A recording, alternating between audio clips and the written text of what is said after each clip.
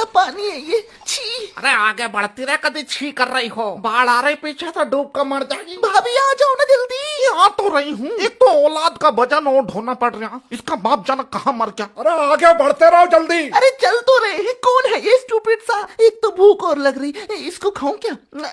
Hygienic तो बिल्कुल नहीं है ये, पर टेस्टी तो है। मैं अपने बॉयफ्रेंड को बताऊंगी कि मैं अपने गांव गई थी और ऐसे गंदे पानी में।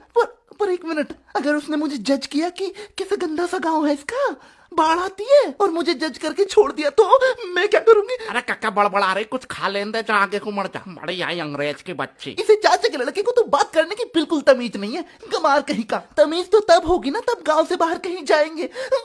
मैं कहाँ फंस गई। मैं नहीं आऊंगी आज के बाद गांव में, स्टूपिड सा गांव। देख रही राकेश की लौंडिया को, 2 महीने से शहर में क्या चली गई, अपने गांव को स्टूपिड बता रही। बीटेक कर रही दिल्ली, यहाँ 12वीं में 2 बार फेल हुई, बनेगी इंजीनियर। यो